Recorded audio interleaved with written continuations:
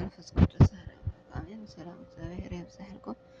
ናይ ዛይደር ተከታተልቲ ተጋጠመኩም እግዚአብሔር ይመስገን ደሓነ እሺ ሎሚ ሒዘ መፀ ዘለኹ ቀነ ደብረ ዘይት ስለ ዝኾነ ደብረ ዘይት ማለት እንታይ ማለት እዩ ዝብል ፅሑፍ ሒዘ መፀ ኣለኹ። ሰናይ ምክትታል ቃዕብፃዕኩም ኣብፅሕና ተባረክ ተቀደሰ ቀኒ ትገረና ሓምሻይ ሰንበት ጾም 40 ደብረ ዘይቲ በስመ አብ ወወልድ ወመንፈስ ቅዱስ አሐዱ አምላክ አሜን።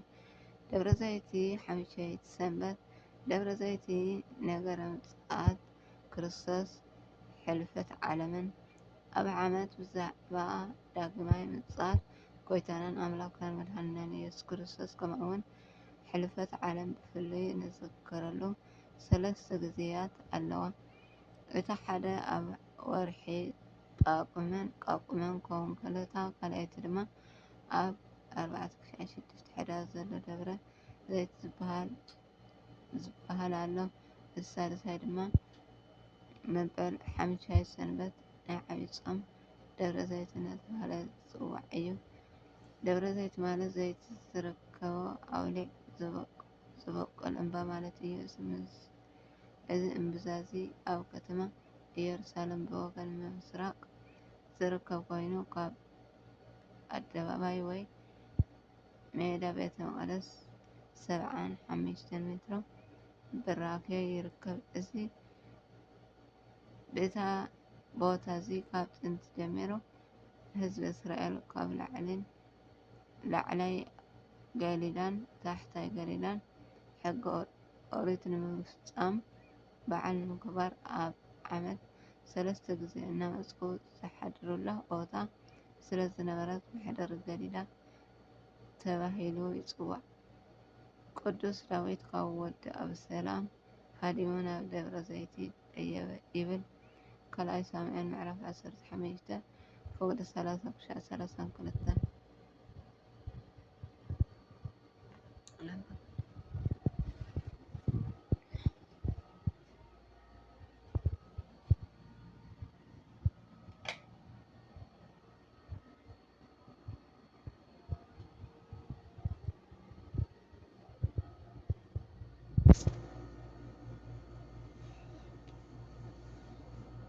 ይቅርታ ጎይታናን ኢየሱስ ክርስቶስ ኣብ ደብረ ዘይት ተቐሚጡ ከሎ ኣቦታትና ሐዋርያት ብሕቶ ኢሎም ናይ ዳግማይ ምጽአትን ናይ መወዳእታ ዓለምን ምልክት እንታይ እዩ እስኪ ንገረና ኢሎም ምስ ሓተትዎ ብዛዕባ ምፍራስ ኢየሩሳሌምን ቤተ መቅደስን ብዛዕባ መፈፀምቲ ዓለም ብዛዕባ ናይ ምጽአት ምልክት ብዛዕባ ክሳብ ክንደይ ዘመን እዩ ዝወለዶ ንእግዚአብሔር ከይኣመነ ከም ዝጸንሐን ኣብ ፍጻሜ ዓለም ብክብሪ ብመላእክቲ ተዓጂቦም ንፍርዲ ከም ዝመጹ ብሓፈሻ ምስጢር ምጽአት ዘምህሩሉ ቦታ እዩ። ማቴዎስ ምዕራፍ 24 ቀዳማይ ምጽአት ጎይታና ብትሕትና እዩ ነይሩ። ኣብ መብልዒ መዓል ተወለደ።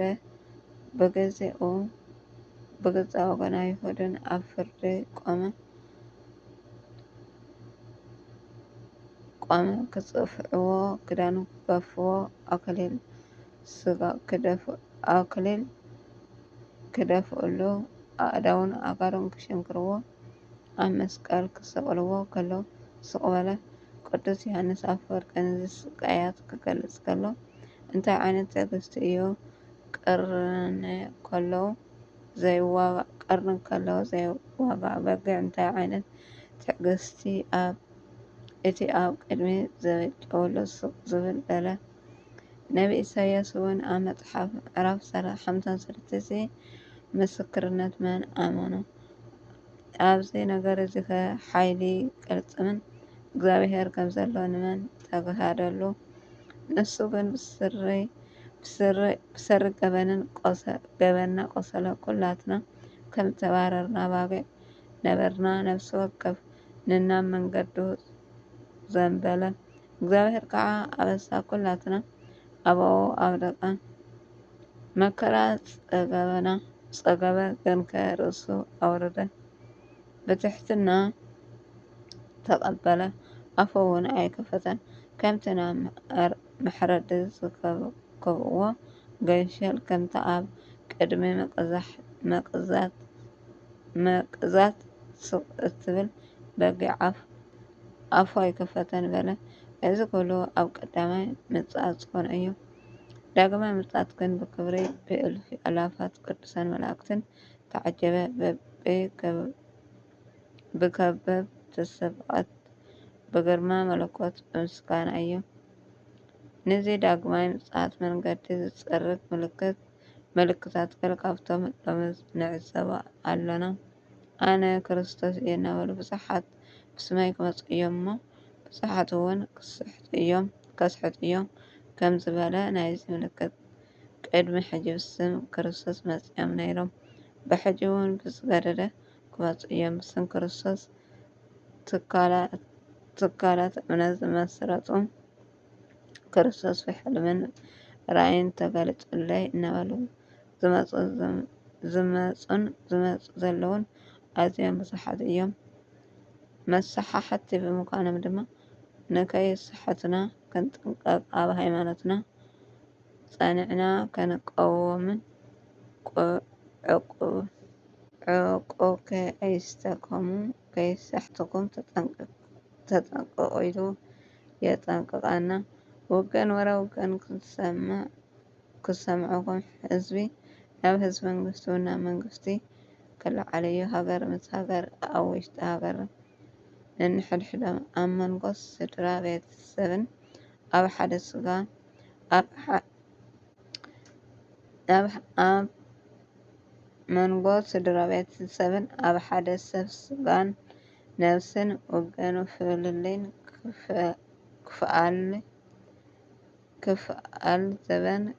ዝከፍአ ዘበን በምህላውን እቲ ትምህርቲ ምጽኣት ብሩህ ይገብሮ።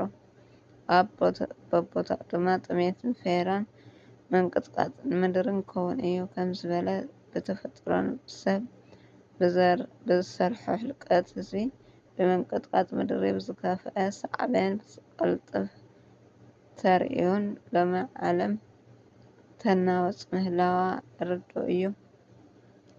ትእምርቲ ምጽኣት እዩ።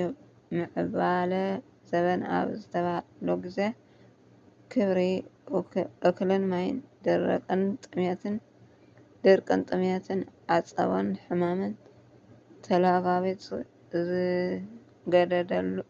ዘጋደደሉ ግዜ እዩ። ካብዚ ዝገደደ ግን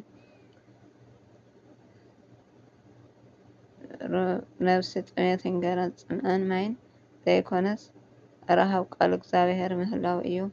ሰብ ሃይማኖት ሓዲጉ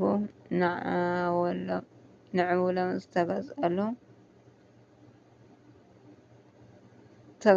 ካብ ቃል እግዚኣብሔር ዝያዳ ዝድህብን ኣድናቆትን ዝህብ ንስፖርተኛታት ደረፍትን ተዋሳእትን ወዘይመስሉ ብምህላው እቲ ግዜ ምቅራብ ዘርድእ እዩ።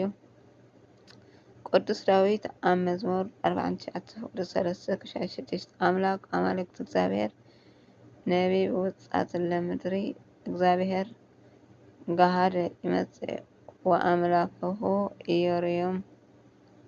ኢየርዮሙ ኣምላክ ኣማልክቲ እግዚኣብሔር ተዛሪቡ ንምድሪ እውን ዝጸውዖ እግዚኣብሔር ብግልጺ ክመጽእ እዩ ስቕ እውን ኣይብልን ከም ዝበለ በቲ ጎይታናን ኣምላክናን መድሓኒትናን ኢየሱስ ክርስቶስ ብሓይልን ብዓብይ ክብርን ዝመጽእ መዓልቲ ምድሪ ነቶም ብዝሓት ዝነበረት ክትረክብ እያ።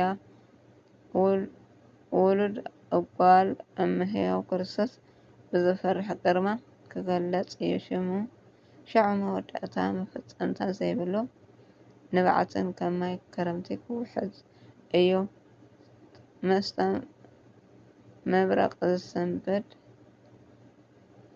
ብልጭልጭ ድምፂ ነጎድጓድ ሓይሊ መስመስታ ከዓ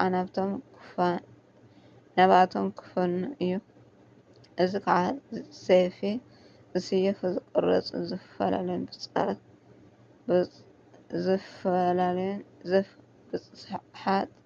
ብዙሓት ሓጥያን እዩ። ምድሪ ዝተቀበለትሉ ውሕድ ዝተመለስ እያ ኣዶ ከዓ ኣውያት ጓል እኳ ኣይክትስምዐን እያ። ሻዑ ኣብ ቅድሚ ፍርዲ ክንቀውም ኢና። ቅዱስ ያዕቆብ ዘስርግ ሻዑ ሓጢኣት ካብ 7 ግዜ ጸሊሞም ዲያብሎስ መሲሎም ክትንስኡ እዮም። ጻድቃን ግን ካብ ፀሓይ 7 ግዜ ኣብሪሆም ንክርስቶስ መሲሎም ክትንስኡ እዮም። ንጻድቃን ብየማን ንኃጢኣን ብጸጋም ከቆሞም ነቶም ጻድቃን ተግባሮም መጎስ እቶም ናይ ኣቦይ ብሩካት ንዑ ናባይ ኢሉ ናብ ዘለኣለም ጽድቂ ከቀርቦም ከሎ ነቶም ብጸጋም ዝቆሙ ኃጢኣን ግን ተግባሮም ወቂሱ ኪዱ ካባይ ረሓቁ ኢሉ ናብቲ ናይ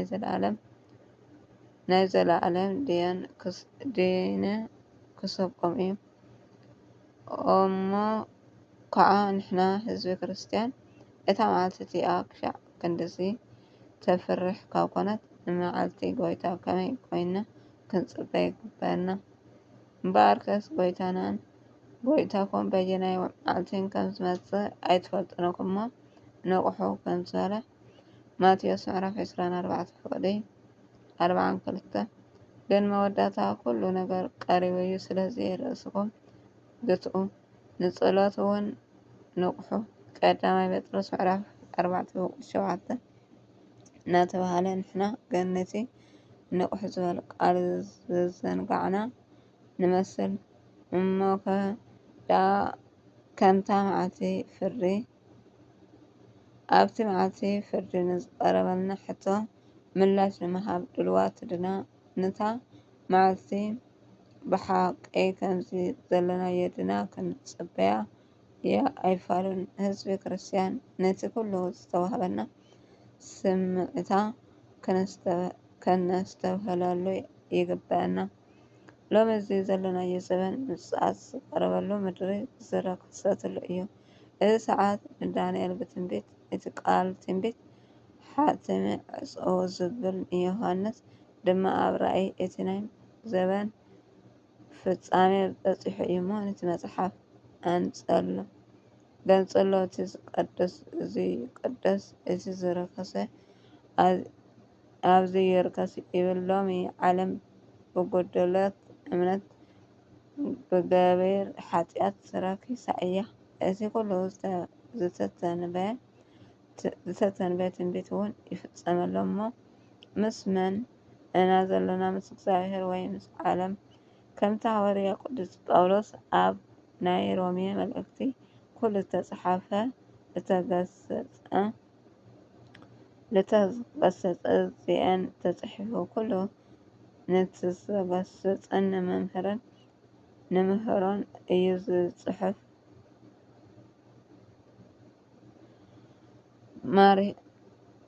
ሮሜ ምዕራፍ 15:4 ዝብል ነዚ ነገር ምጽኣት ሕልፈት ዓለምን ሸለልትነት ክንምልከት ኣይግበአና። እስኪ ብዛዕባ እተን 10 ደናግል ንዘክር። እተን 5 ለባማትን ንቑሓትን ዝጸንሓ ነተን መርዓዊ ክቕበላ ከም ዝበቅዓ እተን 5 ሓያሽ ደናግል ግን ጎይታና ከድንጉ እዩ ኢለን ከም ዝደቀሳ እቲ መርዓዊ ምስ መጽእ ድማ ክቕበላው ተንሲአን ነቲ መብራህትን ቀንደልን ከብርሃ ተፈተና። ግን እቲ ቀንደለን ዘይቲ ዘይብሉ ኮይኑ ነቲ መርዓዊ ክቕበላ ከም ዘይክእላ ኣብ ወንጌል ተጻሒፉ ኣሎ። ወንጌል ማቴዎስ ምዕራፍ 25 ፍቕዲ 1-13 እቲ ዘይቲ ዘይነበረ ዝተባህለ ምግባር ሰናይ ዘይብሉ ትእዛዝ እግዚኣብሔር ጥሒሱ ንምጽኣት ጎይታ ከይተዳለወ ዝጸንሐ ሰብ እዩ። መወዳእታኡ ድማ ናብ ቤት ብግያት ምሕራቃን ኣስናንን ይከውን። ሽዑ ዝከውን ብግያት ኣውያትን ንብዓትን ርብሓኡ እንታይ እዩ? ባዕሉ ፈጣሪ እኮ ኢሉ ዝፈጠሮም ናብ ጥፍኣት ክኸዱ ምስ ረኣየ ምእንቲ ፍጡራን ክነብዕ እዩ። ቅዱስ ኣትናቴዎስ ስለዚህ መልእክታት ነገር ምጽኣት ተረዲና ካብቲ ዝደቀስናዮ ንበራበር ምስ ጎይታና ብጾም ብጸሎትን ብስግደትን ብምጽዋት ንርከብ ኣብ ተዋህዶ ሃይማኖት ነጽናዕ ነዚ ዘበን ነስተውህለሉን ካብ መስሓትን ንትሓሎ ኣምላክ ሰላም ባዕሉ ንኩልናን ይቀድስ በቲ ጎይታና ኢየሱስ ክርስቶስ ዝመጽእላ መዓልቲ ከዓብ መንቀብ ምእንቲ ክርከብ ንመንፈስኩምን ነፍስኩም ስጋኩምን ይሓልው። ቀዳማይ ተሰሎንቄ ምዕራፍ 5:23 ከም ዝብለና እሞ ዳግም ምጽኣት ኣየስተሓፍረና ኣብ ዳግም ምጽኣቱ ኣየሕፍረና። ስብሐት ለእግዚአብሔር ወለወላዲቱ ድንግል ወለመስቀሉ ክቡር አሜን አሜን። ዝነጻን ዝጎደሎን በአፍትካን መላእክት አርበላይ ስብሐት ለእግዚአብሔር ወለወላዲቱ ድንግል ወለመስቀሉ ክቡር አሜን።